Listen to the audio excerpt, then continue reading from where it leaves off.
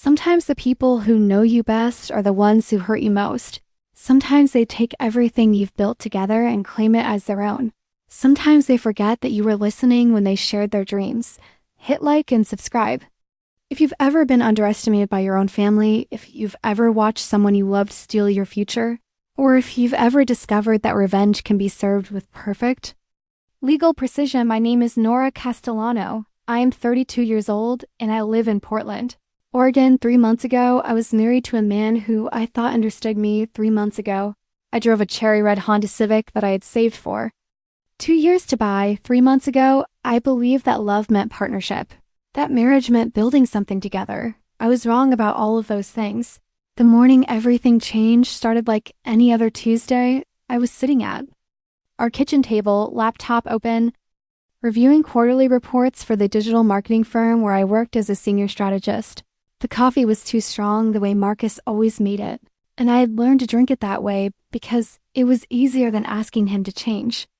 That should have been my first warning about how our entire relationship worked. Marcus was pacing behind me, phone pressed to his ear, talking to his business partner about their new venture. They had been planning to launch a consulting firm for months, something about helping small businesses optimize their online presence. I had helped him draft the initial business plan, had spent countless evenings reviewing their market research, had even suggested the name that made his eyes light up with possibility. "Yeah, we're definitely going with Phoenix Digital Solutions," he was saying, his voice animated in a way that used to make me smile. Nora came up with it perfect, right? Rising from the ashes of corporate mediocrity, I had been proud of that name, proud that I could contribute something meaningful to his dream.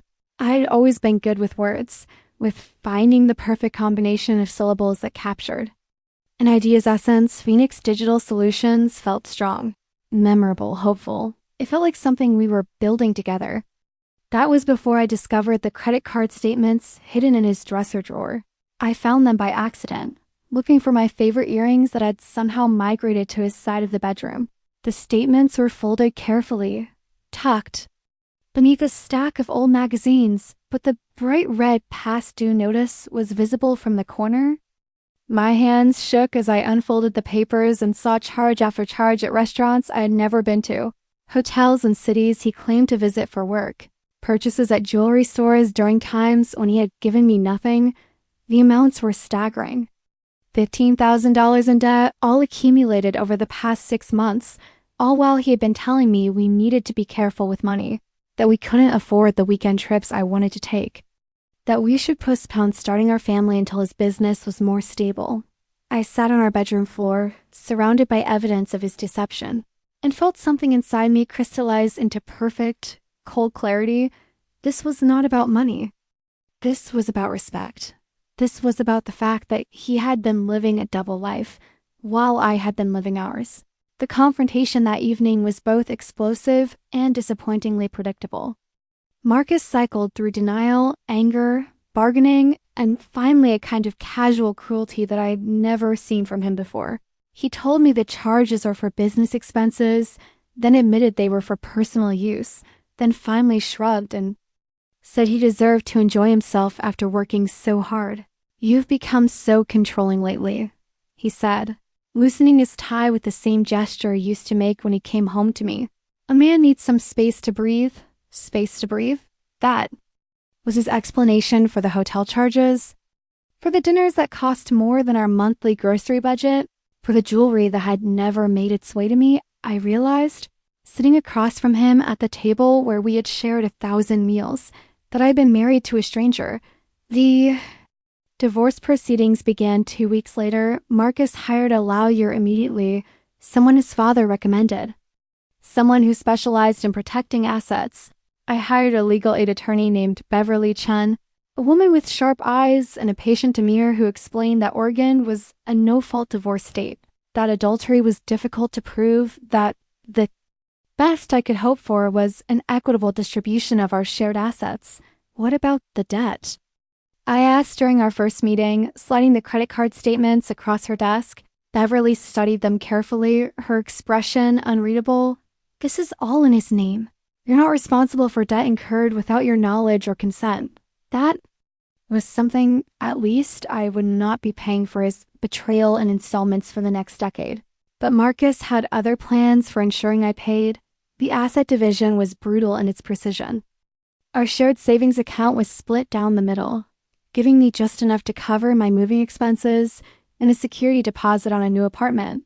The house would be sold, the proceeds divided equally, but Marcus would continue living there until the sale was final. Our wedding gifts were cataloged and distributed with mathematical coldness. Even our books were divided by genre and author, as if our shared reading life could be parsed into neat categories. Then came the conversation about the car. The Honda is in my name, Marcus said during one of our mediation sessions. His voice, matter of fact, I bought it as a gift for Nora, but legally it's mine. I felt the blood drain from my face. That's not true, I made the down payment. I've been making the monthly payments for 2 years. From our joint account, his lawyer interjected smoothly, which means those payments were made with marital assets. The vehicle registration and title are in MR, Castellano's name exclusively.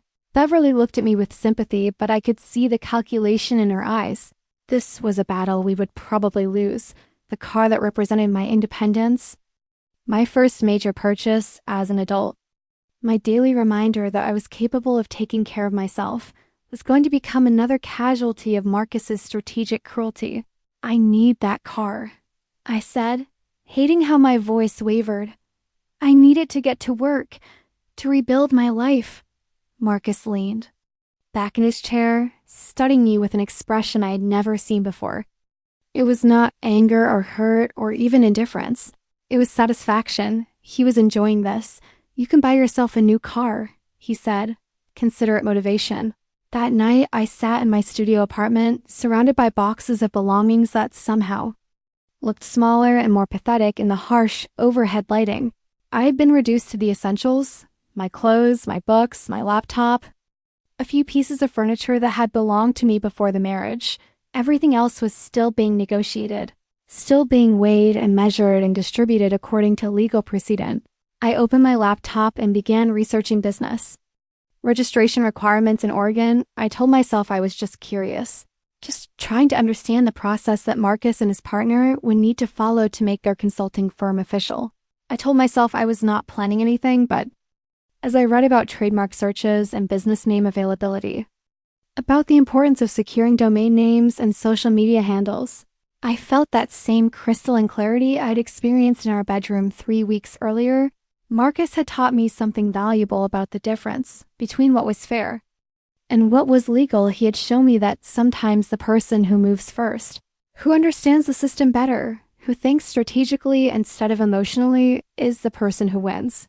The Oregon Secretary of State website was surprisingly user-friendly. I could search existing business registrations, check name availability, even begin the registration process online. I typed Phoenix Digital Solutions into the search bar and waited for the results to load. Available, the name was completely available. I sat back in my chair, staring at the screen. Marcus had been talking about this business for months, had developed an entire marketing strategy around the Phoenix brand.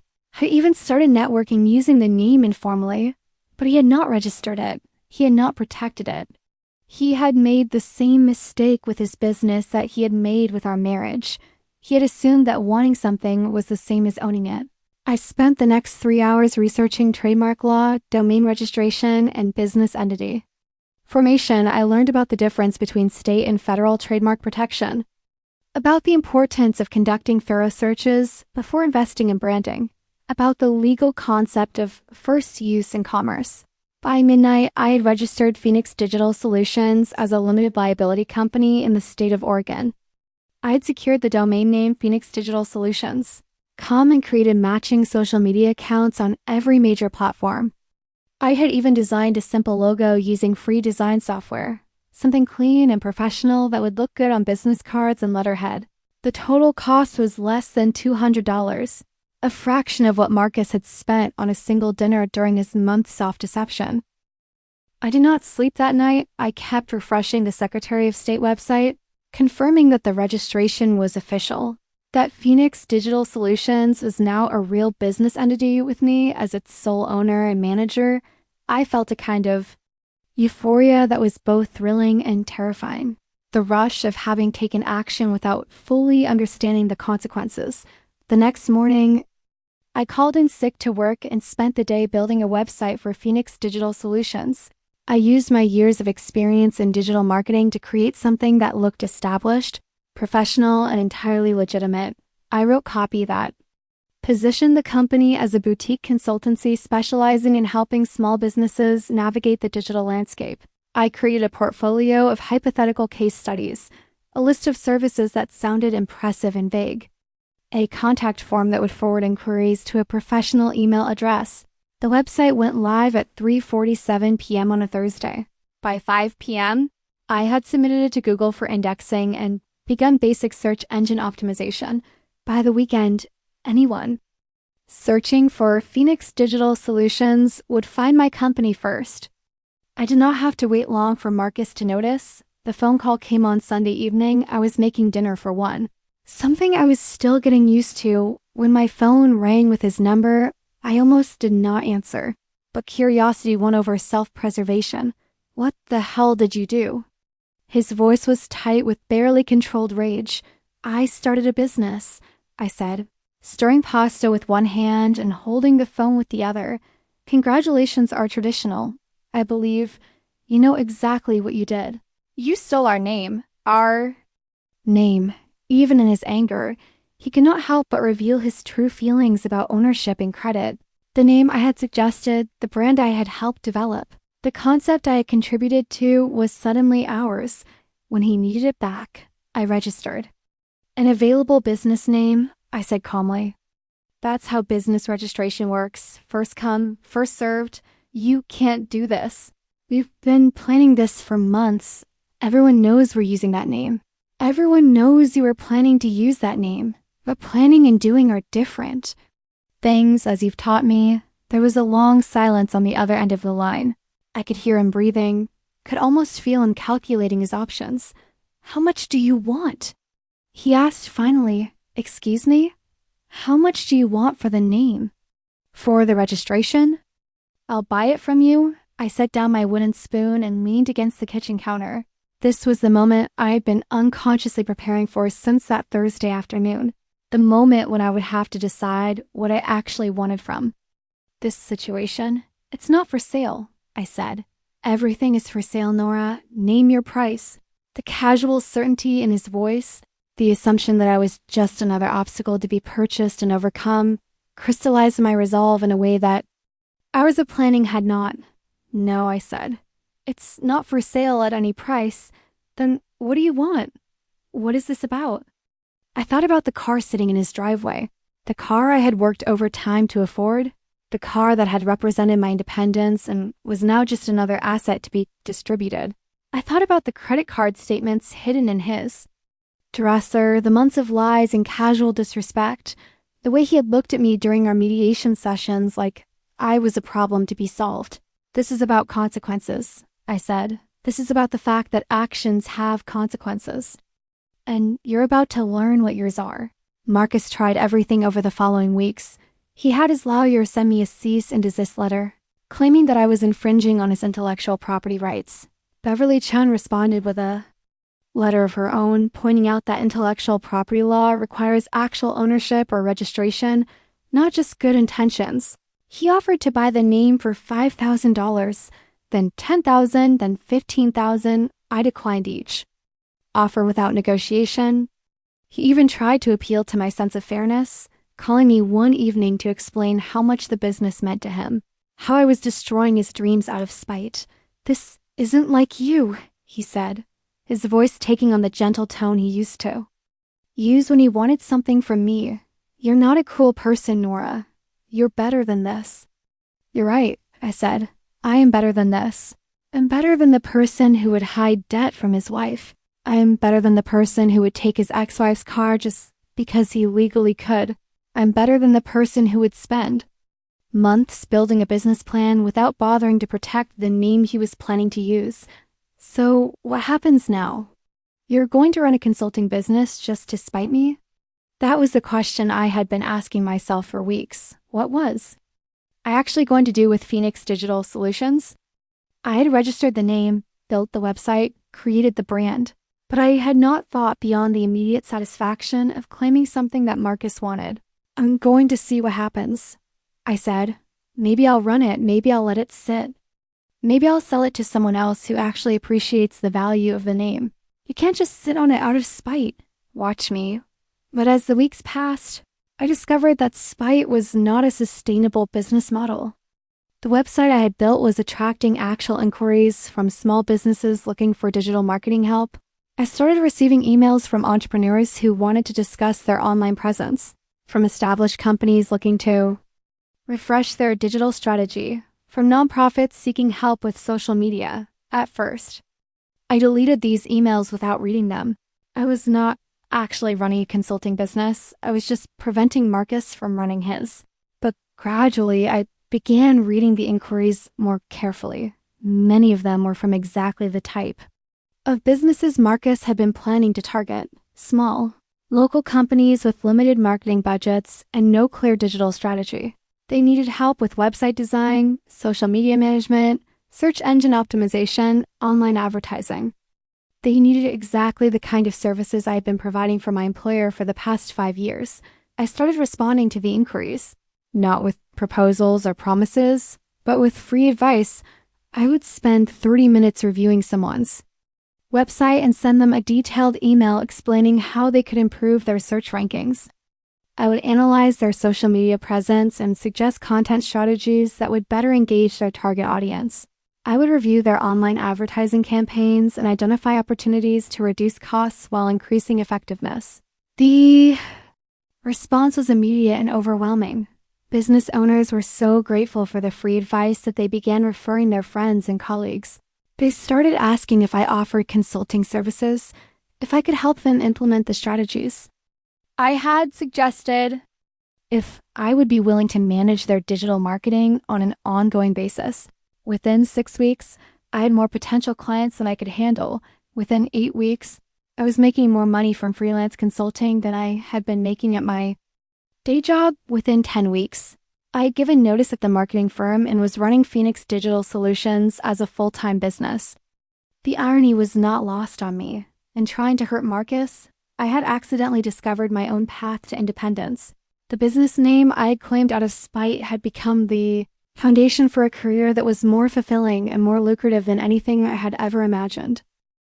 Marcus stopped calling after I began posting about Phoenix Digital Solutions on social media, sharing client success stories and industry insights. He stopped sending lawyers' letters after I registered the Phoenix Digital Solutions trademark. At the federal level, he stopped trying to negotiate after I was featured in a local business magazine as one of Portland's rising entrepreneurs to watch. The final sign that I had truly won came 6 months after our divorce was finalized. I was having lunch at a restaurant in downtown Portland when I overheard a conversation at the next table. 2 men in business suits were discussing their plans to launch a digital marketing consultancy. We had this great name picked out. One of them was saying, Phoenix Digital Solutions, perfect for what we wanted to do. But some woman already registered it and built this whole successful business around it. That's brutal, the other man replied. How did she beat you to it? She didn't beat us to it. She was married to my business partner. She registered the name during their divorce just to screw him over. I recognized the voice then. It was Marcus's business partner, the man who had been part of all those phone calls about their consulting firm, who had been planning to build Phoenix Digital Solutions alongside my ex-husband. Damn, the other man said. That's some serious revenge. The crazy part is, she's actually good at it. The business is thriving. She's got clients all over the city, great reviews online, the whole thing. She turned spite into success. I finished my salad and left the restaurant without looking back, but I was smiling as I walked to my car, the reliable Honda that I had finally been able to afford again with my consulting income, the car that Marcus had never been able to take from me permanently. That evening, I sat in my home office, reviewing proposals for 3 new clients and planning content for my growing social media presence. Phoenix Digital Solutions had become exactly what I had named it, a business that had risen from the ashes of my former life. Something stronger and more resilient than what had come before. I thought about Marcus sometimes, wondered if he had ever launched his consulting firm under a different name, if he had learned anything from our divorce about the importance of protecting what you build. But mostly, I thought about the future I was creating for myself, the clients I was helping, the business I was growing one successful project at a time. The revenge had been perfect in its simplicity. I had not destroyed Marcus's life or sought to hurt him beyond the natural consequences of his own actions. I had simply taken something he wanted but had failed to protect, and I'd made it into something better than he had ever imagined. 6 months later, I received an email through the Phoenix Digital Solutions website. It was from someone named David Chun, who explained that he was looking for help with his restaurant's online presence. He had heard about my work through a friend and wanted to schedule a consultation. I almost deleted the email without reading it carefully. I was busy, booked solid for the next month, and I typically only took on clients who had been referred by existing customers. But something about the polite, professional tone made me read it twice. David Chun. The name was familiar, but I could not place it immediately. It was not until I was reviewing my calendar for the next week that I realized why the name had seemed familiar. Beverly Chun, my divorce attorney, had mentioned her brother David several times during our meetings. He was a chef who had recently opened a small restaurant in Southeast Portland, someone who was struggling with the business side of restaurant ownership. I called Beverly to confirm, and she laughed when I explained the connection. Small world, she said. David's been working 16-hour days trying to get the restaurant off the ground. He's an amazing chef, but he knows nothing about marketing or social media. I told him he needed professional help, but he's been too proud to ask for it. What changed his mind? He heard about Phoenix Digital Solutions from one of his customers. Someone mentioned that you would help their business double their online sales. He didn't realize you were my former client until after he sent the email. I met David Chun the following Tuesday at his restaurant, a small, intimate space with exposed brick walls and an open kitchen where I could watch him work. He was younger than I had expected, probably in his late 20s, with careful hands and an intensity that reminded me of my own focus when I was working on a challenging project. We spent 2 hours discussing his vision for the restaurant, his target audience, his current marketing challenges. He had been trying to manage the restaurant's social media presence himself, posting occasionally on Instagram and Facebook, but he had no clear strategy and no understanding of how to reach potential customers effectively. I'm good at cooking, he said, offering me a plate of his signature appetizer, a delicate arrangement of local ingredients that tasted like sunshine and possibility. But I'm terrible at talking about cooking. I don't know how to make people excited about food they haven't tasted. That's what I do, I said, taking notes as I ate. I help people tell their stories in ways that make others want to be part of them. Working with David's restaurant became one of my favorite projects. He was passionate about his craft, committed to using local ingredients, and devoted to creating an experience that was both sophisticated and welcoming. He just needed help translating that passion into language that would resonate with potential customers. Within 3 months, the restaurant's social media following had increased by 400%. Within 6 months, they were booking reservations weeks in advance. Within a year, David had been featured in Portland's major food magazines and was considering opening a second location. But the real success was not measured in followers or revenue. It was measured in the satisfaction I felt when I helped someone build something meaningful, when I used my skills to support someone's dreams instead of undermining them. The final chapter of my revenge story came 2 years after I had registered Phoenix Digital Solutions. I was attending a networking event for small business owners when I saw Marcus across the room. He was talking to a group of people, gesturing animatedly, clearly trying to make a good impression. I watched him for a few minutes, studying his body language, his expression, the way he interacted with potential clients or partners. He looked older, more tired, less certain than the man I married. I wondered if his consulting firm had ever launched, if he had found success under a different name, if he had learned anything from our divorce about the importance of follow-through. He noticed me eventually, his eyes meeting mine across the crowded room. For a moment, neither of us moved. Then he walked over. his expression unreadable. "Hello." "Nora," he said, "I heard about your business. Congratulations." "Thank you," I said. "How have you been?" "Good, busy. I ended up partnering with an established firm instead of starting my own. It's been educational." We stood there for a moment, two people who had once shared a life, now politely navigating the awkwardness of unplanned social interaction. I realized that I felt nothing for him, neither anger nor satisfaction or curiosity. He had become just another person I used to know, someone who had played a role in my story but was no longer part of my present. "I should go," he said finally, "but I wanted to tell you something. What you did, taking the name, it was brilliant, ruthless, but brilliant. You taught me something about protecting what you build." "I taught myself something too," I said. "I learned that sometimes the best revenge is just living well." He smiled. A genuine expression that reminded me briefly of why I once loved him. "You always were smarter than me." "I was," I said. "I just forgot for a while." He walked away, and I watched him go without regret, the anger that had driven me to register. Phoenix Digital Solutions had long since transformed into something more valuable. The knowledge that I was capable of building something meaningful from scratch, that I could turn betrayal into opportunity, that I could create my own version of success. 3 years later, Phoenix Digital Solutions employs 6 people and serves clients across the Pacific Northwest.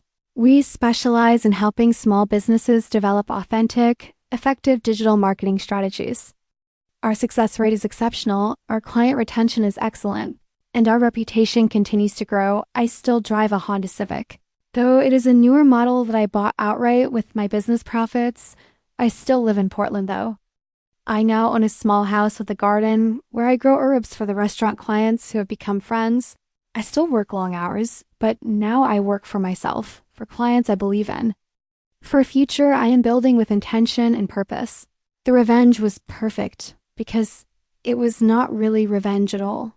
It was simply the natural consequence of Marcus's failure to protect what he claimed to value.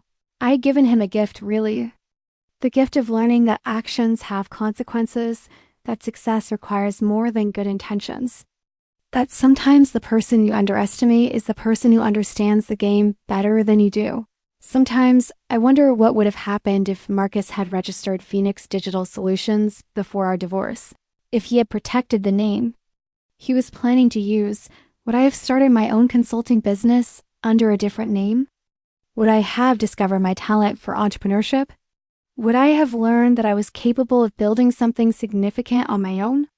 I like to think that I would have found my way eventually, that the end of my marriage was not the beginning of my success, but simply the catalyst that helped me recognize what I was already capable of achieving. The business I built from spite became the foundation for a life I built from purpose. The name Phoenix Digital Solutions was perfect not because it captured Marcus's vision of rising from corporate mediocrity, but because it captured my own journey of transformation. I had risen from the ashes of my marriage, my trust, my old understanding of what I deserved and what I could achieve. I had become something stronger, something more resilient, something entirely my own. And in the end, that was the sweetest revenge of all. Not hurting the person who had hurt me, but becoming someone who could no longer be hurt in the same way. Not taking something from Marcus, but creating something for myself. Not looking backward with anger, but moving forward with purpose.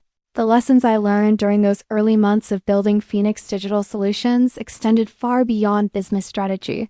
I discovered that I had been living my entire adult life seeking permission from others to pursue my own dreams. I had been waiting for Marcus to validate my ideas, for my employer to recognize my contributions, for someone else to tell me that I was capable of success. The morning I registered Phoenix Digital Solutions, I stopped waiting for permission. I stopped asking if I was good enough, smart enough, experienced enough. I simply started doing the work, and the work itself became the proof of my capability. This shift in mindset affected every aspect of my life. I began speaking up in meetings at my day job, offering strategic insights that had previously remained locked in my head. I started networking with other entrepreneurs, sharing my expertise. freely and building relationships based on mutual respect rather than dependency. I began trusting my own judgment about everything from business decisions to personal relationships. The transformation was not immediate or dramatic, it was gradual.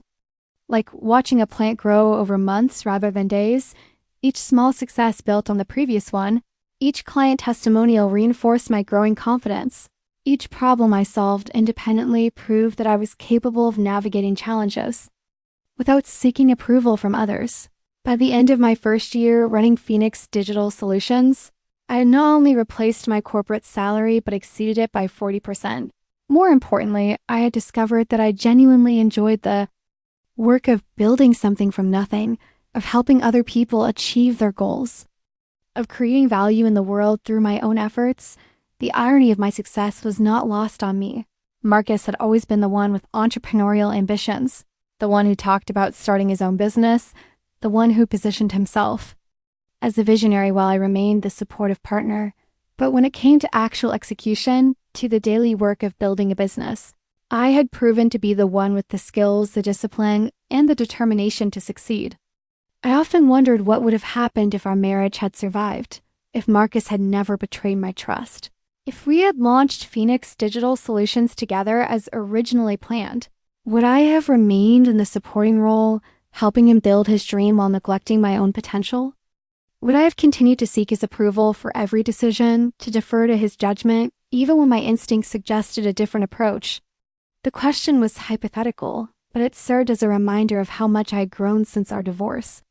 The woman who had been married to Marcus would never have had the confidence to compete with established consulting firms, to cold call potential clients, to present strategic recommendations to business owners who had decades more experience than she did. The woman who had been married to Marcus would have been too concerned with being liked, with avoiding conflict, with maintaining harmony to pursue aggressive growth strategies. But the woman who had risen from the ashes of that marriage was different.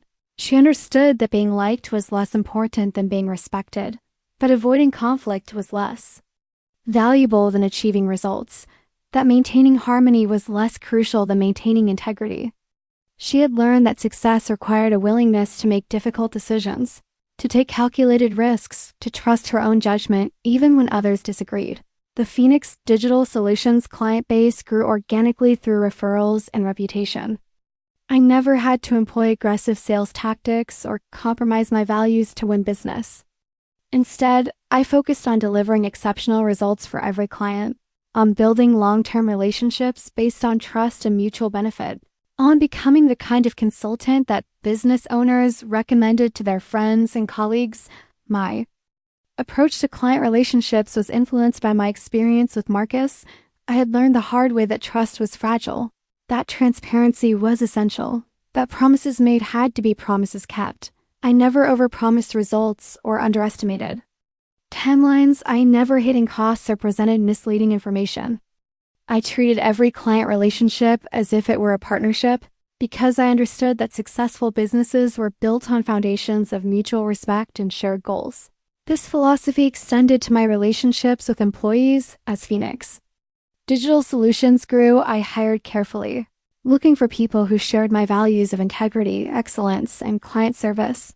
I treated my employees as partners in the business rather than subordinates, encouraging them to contribute ideas, to take ownership of their projects, to develop their skills and advance their careers.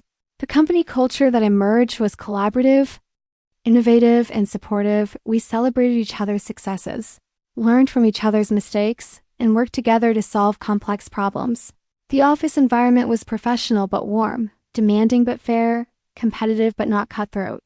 I often thought about the difference between the culture I had created at Phoenix Digital Solutions and the culture that had existed in my marriage to Marcus. In my marriage, I had been expected to support his dreams while neglecting my own, to defer to his judgment while suppressing my own insights, to maintain harmony while sacrificing my own needs. At Phoenix Digital Solutions, everyone was encouraged to contribute their unique perspectives, to challenge conventional thinking, to pursue excellence in their areas of expertise. The success of Phoenix Digital Solutions attracted attention from local business organizations and industry publications. I was invited to speak at conferences about digital marketing strategy, to participate in panels about entrepreneurship, to mentor other women who were starting their own businesses. Each speaking engagement reinforced my expertise and expanded my network, creating new opportunities for growth and collaboration. One of my most memorable speaking engagements was at a conference for women entrepreneurs.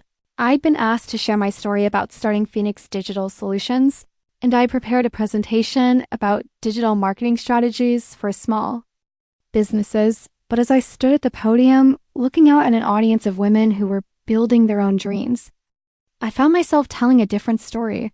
I talked about the importance of protecting what you build, of taking action rather than just making plans, of turning setbacks into opportunities. I talked about the danger of waiting for permission to pursue your dreams, of seeking validation from others instead of trusting your own judgment, of allowing fear to prevent you from taking calculated risks. The response was immediate and powerful. Women approached me after the presentation to share their own stories of betrayal, disappointment, and eventual triumph. They told me about husbands who had undermined their ambitions, employers who had stolen their ideas, partners who had broken their promises.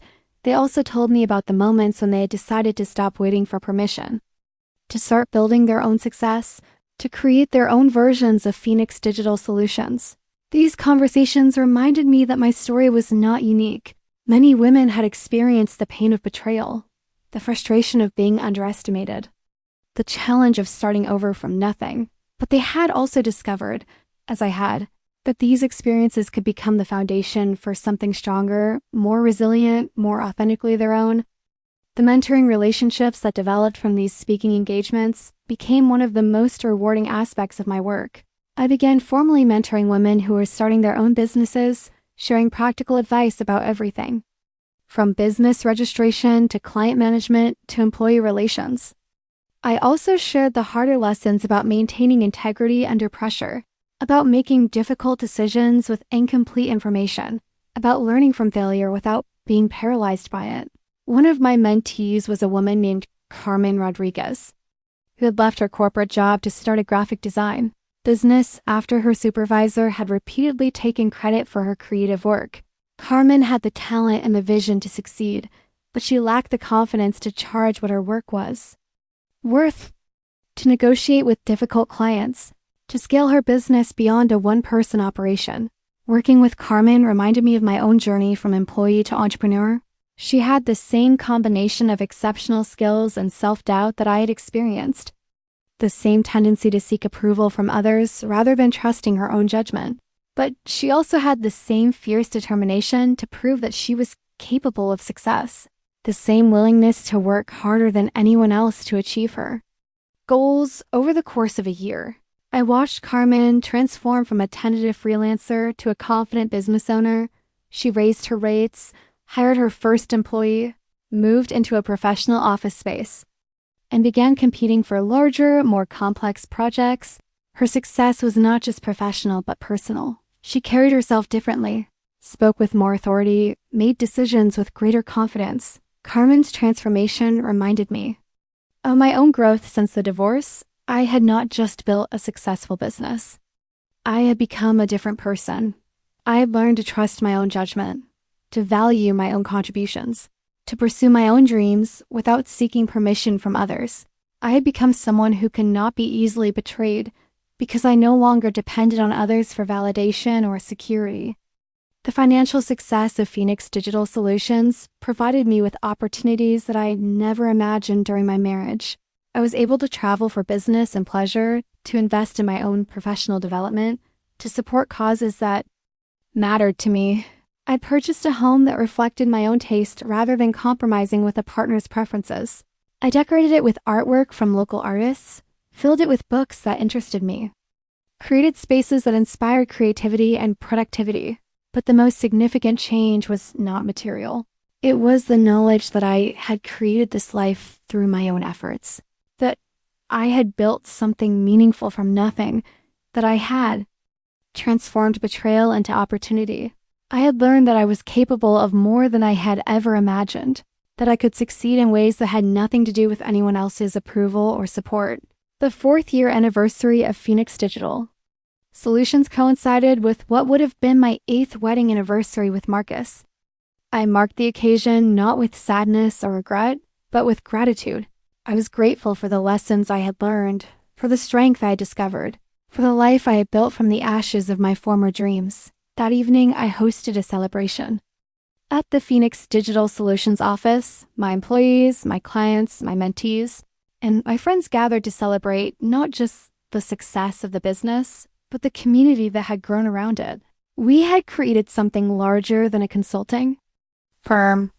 We had created a network of people who supported each other's dreams, who celebrated each other's successes, who learned from each other's experiences. As I looked around the room at the faces of people who had become important to me, I realized that I had built more than a business.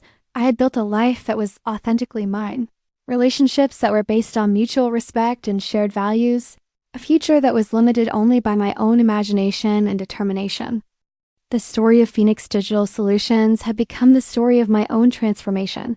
I had risen from the ashes of my marriage, not just to build a successful business, but to become the person I was always meant to be.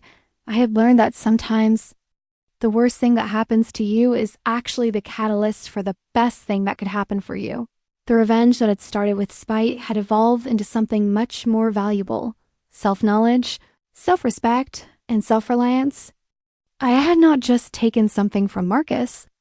I had created something for myself and for everyone whose life I had touched through my work. I had turned a moment of betrayal into a lifetime of purpose.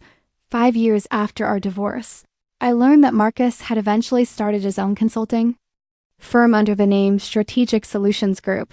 The business was modestly successful, serving a small client base with standard marketing services.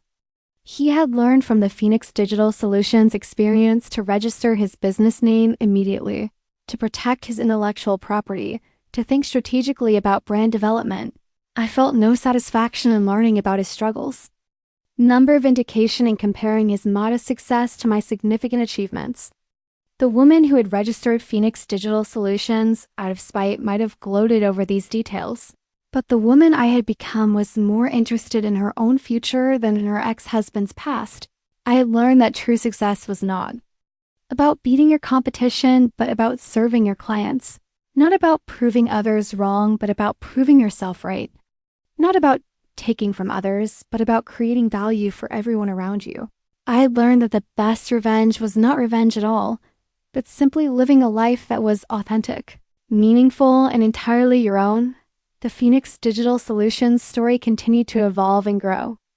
We expanded our services to include brand strategy, content creation, and digital transformation consulting. We opened a second office in Seattle, hired additional staff, and began working with clients across multiple industries. We developed proprietary methodologies for digital marketing optimization, created training programs for other consulting firms, and established ourselves as thought leaders in the digital marketing space. But the most important part of the story was not the business growth or the financial success. It was the knowledge that I had created something that mattered, that I had built a life that was worth living, that I'd become someone who could help others achieve their own dreams while pursuing my own. The woman who had been married to Marcus would never have believed she was capable of such success. The woman who had registered Phoenix Digital Solutions out of spite would never have imagined that her act of revenge would become the foundation for a life of purpose and fulfillment. The woman I had become understood that sometimes the most powerful transformation begins with the decision to stop waiting for permission and start building your own future. Years later, when people asked me about the origins of Phoenix Digital Solutions, I would tell them that it was born from fire, forged in determination, and built on the understanding that sometimes the best thing you can do for yourself is to take action when others are still making plans. I would tell them that success is not about avoiding failure, but about learning from it. Not about preventing betrayal, but about building strength from it. Not about seeking revenge, but about creating something better than what was taken from you. The phoenix, after all, does not rise from the ashes to return to what it was before. It rises to become something stronger, more beautiful, more powerful than it ever was before the fire. That is the true meaning of transformation. And that is the true story of Phoenix Digital Solutions. The game I'm playing now is called Building a Life Worth Living. The rules are simple. Trust your own judgment, protect what you build, turn setbacks into opportunities, and never stop believing in your own potential. So far, I am winning. So far, I am exactly where I'm meant to be. Have you ever been betrayed by the people closest to you? Have you ever watched someone try to take credit for your ideas, your work, your contributions? Have you ever discovered that the person you trusted most was the person who understood you least? Share your story in the comments below. Someone out there needs to hear it. Needs to know that betrayal can become the foundation for something beautiful. Needs to understand that sometimes the worst thing that happens to you is actually the best thing that could have happened for you. Your story matters. Your comeback matters. Your version of Phoenix Digital Solutions is waiting to be born.